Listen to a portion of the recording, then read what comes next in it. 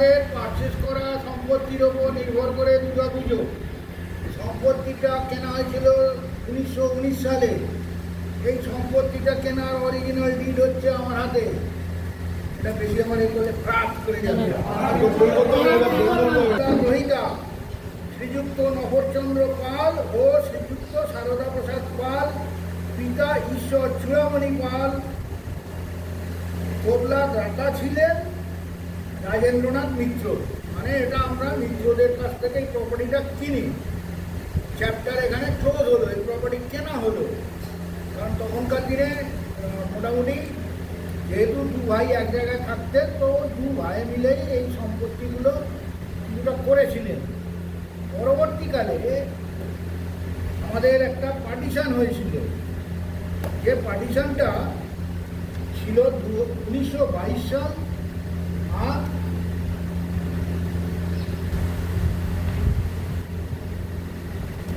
এটা দেখলেই মেন এটা বোঝা যাবে। তাহলে কেনা হয়েছিল। তার পরবর্তীতে নবরচন্দ্র পাল মারা যাওয়ার পর এই 1922 সালে প্রথম আমাদের পুরো সম্পত্তি ভাগ বাটোয়ারা হয়েছিল। সম্পত্তি ভাগ বাটোয়ারা হয়েছিল সারদা প্রসাদ পাল, সুরতমোহন পাল, শরৎচন্দ্র পাল, চারুচন্দ্র পাল, যুগল কিশোর পাল, ঋষিকেশ পাল। এই জায়গায় ভাগ হয়েছিল। কিভাবে ভাগ হয়েছিল?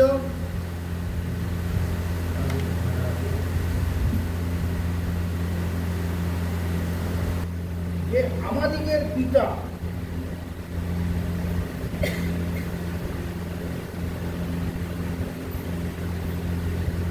মৃত চূড়ামণি পাল মহাশয় বর্তমানে যে সকল সম্পত্তি হাসিল করেন, তাহার অধিকাংশ সম্পত্তি তিনি তাহার জ্যেষ্ঠ পুত্র নবরচন্দ্র পালের যত্নে ও অধ্যাবসায় হাসিল করিয়াছিলেন, এবং তাহার পরলোক গমনের পর আমি শ্রী সারদা প্রসাদ পাল এবং আমার উক্ত জ্যেষ্ঠ সহোদর নবরচন্দ্র পাল পিতৃদত্ত সম্পত্তি প্রাপ্ত হইলেন। আমি আমার পঠন কার্য ও ডাক্তারি ব্যবসায় লিপ্ত থাকি, কিন্তু আমার উক্ত জ্যেষ্ঠ সহোদর নবরচন্দ্র পাল অক্লান্ত পরিশ্রম সহকারে ও তাহার বুদ্ধি বিদ্যা প্রয়োগে পৈতৃক সম্পত্তির উন্নতি, নতুন নতুন কারবার, আধিপত্যন ও চালনা প্রভৃতি দ্বারা বিস্তর সম্পত্তি অর্জন করেন এবং আমাকে পুত্রবৎ স্নেহ ও যত্ন করিতে থাকেন। তাহার আদেশ আমার সর্বতভাবে পিতৃ আদেশের ন্যায় মান্য হইতেছে। আমাদের দুর্ভাগ্য ছাড়া তিনি অকালে গত আশ্বিন মাসে পরলোক গমন করিয়াছেন। 1922 সালে যে দলিল হয়েছিল তার ঠিক আগে যে আশ্বিন মাসটা গেছে, সেই আশ্বিন মাসে মারা গেছিলেন আমাদের পরলোকগত হইয়াছেন। মৃত্যুর পূর্বে তিনি আমাদের উৎসাহে রাজগঞ্জ গ্রামে জনসাধারণের উপকারার্থে একটি উচ্চ প্রাথমিক বিদ্যালয়, একটি পুস্তকালয় ও একটি দাতব্য চিকিৎসালয় প্রতিষ্ঠা করেন। উক্ত সৎকার্যগুলি যাহাতে চিরস্থায়ী ভাবে থাকে, তাহার জন্য বিধিমতো বন্দোবস্ত করিবা তাহার অভিপ্রায় ছিল। আমাদের পৈতৃক ভদ্রাসন বাড়িতে ঈশ্বর শারদীয়া দুর্গোৎসব ও পৈতৃক পূর্বদেবতা শ্রী শ্রী ঈশ্বর নারায়ণজিউয়ের নিত্য নৈমিত্তিক পূজা ও উৎসব সম্পন্ন হয় ও রথযাত্রা হয়। উক্ত পূজাদি ও চিরস্থায়ী করিবার জন্য তাহার বিশেষ আগ্রহ ছিল, এবং তাহার আরও ইচ্ছা ছিল যে সকলে এক সংসারে ভুক্ত হইয়া বাস করে। এরপর অনেক ওইসব ফেনানো কথা লেখা আছে, ওগুলো যাচ্ছি না। আমার এক্ষণে দুটি পুত্র, মানে সারদা প্রসাদ পালের 2 পুত্র, আমার জ্যেষ্ঠ সহোদরের 5টি পুত্র। এই সকল বিষয়ে ও মৃত সহোদরের আন্তরিক ইচ্ছা বিবেচনা করিয়া আমাদের এজমাল সম্পত্তি কারবার আদি সম্বন্ধে আমার সকল পক্ষ মিলিত হইয়া নিম্নলিখিত উক্ত বন্দোবস্ত ও শর্ত করিলাম। এবারে শর্তের মধ্যে এখানে 2টো তফসিলে সম্পত্তি দেওয়া আছে, একটা ক তফসিল, একটা খ তফসিল। যার মধ্যে আছে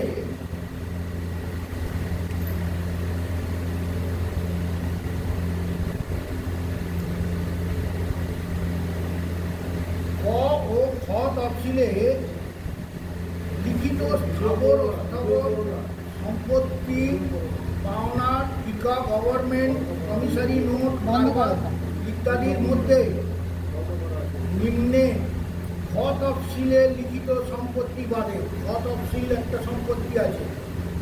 খ তফসিলের সম্পত্তির রকম 6 আনা আমি প্রথম পক্ষ সারদা প্রসাদ পাল, তা আমার শর্ত ও অংশ স্থির সিদ্ধান্ত হইল।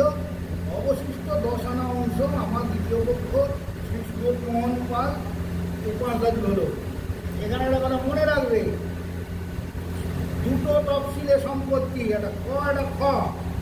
ক তফসিলে কি আছে? ক তফসিলে কিন্তু কোনো 10 আনা 6 আনা নেই, পরিষ্কার লেখা আছে নো 10 আনা নো 6 আনা, রাইট? এবারে হ্যাঁ এটাই তো বলছি। এবারে হ্যাঁ বল না, সেটাই তো বলতে চাইছি। এখনো বলেনি সেটা। সেটা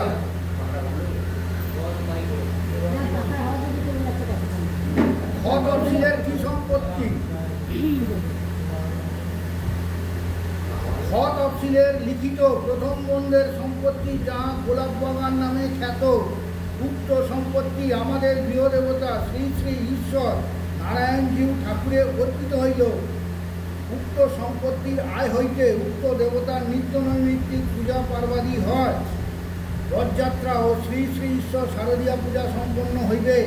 উহার কোনো অংশে পূজা আদি ব্যতীত অপর কোনো কার্যে ব্যতীত হইবে না, তার ডেভিয়েশন হয়ে গেছে। এবং আমাদের কোনো দেনার জন্য উক্ত সম্পত্তি হস্তান্তর হইবে না। আমরা ওয়াইসঙ্গন ক্রমে উক্ত সম্পত্তি হস্তান্তর বা দায়যুক্ত করিতে পারিব না। কেবল সেবায়েত সূত্রে উক্ত সম্পত্তি দেখাশোনা করিতে ও সম্পত্তির উন্নতি ও আয় বৃদ্ধি করিতে পারব। এটাই হচ্ছে খ তফসিলের সম্পত্তির বিবরণ। তারপর শুরু হয়েছে খ তফসিল পুরো মোটা। 10 আনা 6 আনাটা কোনটাই ছিল? ক তফসিলে যেটা আমাদের যেটা বাড়ি আর এক্সেপ্ট বলা দেবত্ব, বুঝতে পেরেছি। আচ্ছা দেবত্বরে কোনো নেই, সব ওয়ারিশানরা সমান। ওটা হচ্ছে খ, দেবত্র হচ্ছে খ আর ওনার ভাইরা হচ্ছে ক। এটি হচ্ছে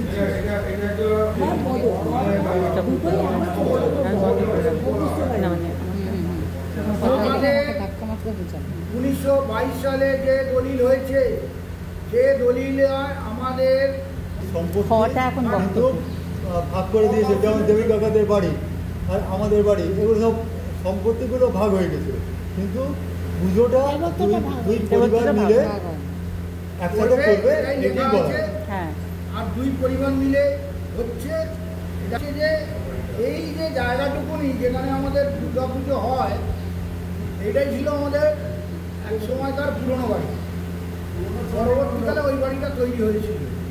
আর অরিজিনাল বাড়ি যেটা, সেটা গঙ্গার ধারে ছিল, যা ভেঙে গেছে, গঙ্গার ওই বানে এতে ভেঙে গেছে। তো এই বাড়ি যখন তৈরি হয়েছে তখন এইটাই মেন ঠাকুর দালান হিসেবে তৈরি হয়েছে। দেবী কাকাদের বাড়িতে কোনো ঠাকুর দালান নেই, বা অরূপ কাকাদের বাড়িতেও ঠাকুর দালান নেই। ঠাকুর দালান হচ্ছে এইটি, নারায়ণজী বসে আছে ওই ঘরে। এবং এই জায়গাটা যে দুজনের মেন প্রপার্টি ডিভিশনে যাদের নাম ছিল, তাদেরও 5 জনের ছবি ওখানে টানা। আর কিছু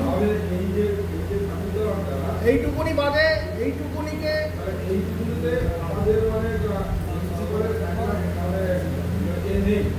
এই ঠাকুর দালানটাকে ধরে নিয়ে একটা ঠাকুরেরই যায়, ভাবতে হবে। এটা তো ক খ নেই, খ খ, এটা খ। বেরিয়ে যেতে পারবি না। পুজো করার জন্য এই জায়গাটাই ভাগও হবে না। এটা হচ্ছে খ। ভাগও হয়, ঠাকুর দালানটাকে ভাগ করা যাবে না। এইটা না যেটা নতুন কাকিমা যেটা বললো যে শেষ দাদু যেটা নিজের প্রপার্টিটা ছিল সেটা তো সেই হিসেবে এইটা আর এটা শেষ দাদু সেটা ওইভাবে নেবে নেই কোনো উইল নাই হ্যাঁ তাহলে এটা তো দেবত্রই হলো মৌখিক বলে গেছে না না না না লিখে তো না না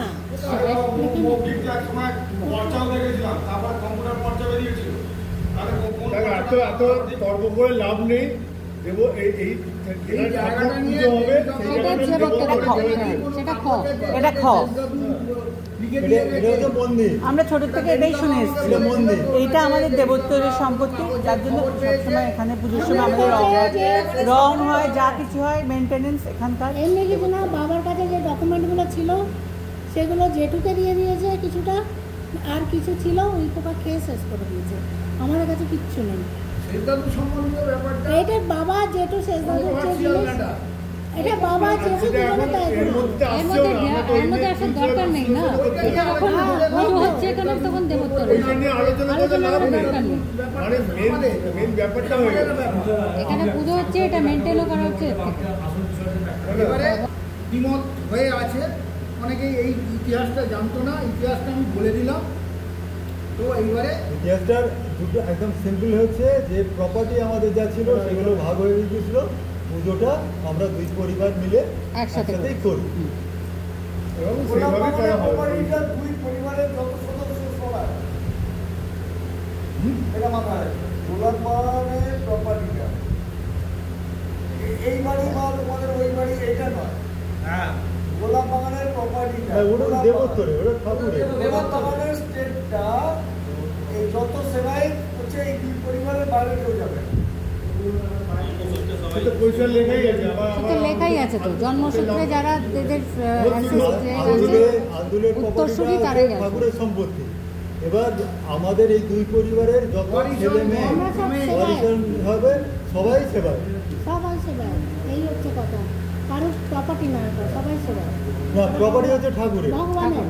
এটা হচ্ছে আমরা হচ্ছে ভগবানের শ্রীধর সেবা। জি, শ্রীধর জি। আমরা আমরা সেবা। সেবায়। ওখান থেকে কেউ এটাই ক্লিয়ার। ভেবে থাকে যে ওখান থেকে আমাদের ইনকাম আসবে, এটাকে সেটা হবে না। এটাকে ভাবা এটা উচিত। যেন এবং কেউ না ভাবে। ওখানে ভাবা ওটাও উচিত ওটাও না। লেখা লেখাই আছে পুরোপুরি যে খালি পুজো পারপাসে ওই টাকা খরচা হবে, কোনো দেনার লোনও শোধ হবে না। কেউ যদি কোনো দেনা করো তারও টাকা ওখান থেকে দেওয়া হবে না। আসবে না, সুতরাং শুধুমাত্র ইয়েতেই বাড়ি কারুর দেনা হলে সেই টাকা দেবোত্তর থেকে পাওয়া যাবে না। কিছু দিতে হবে, উনি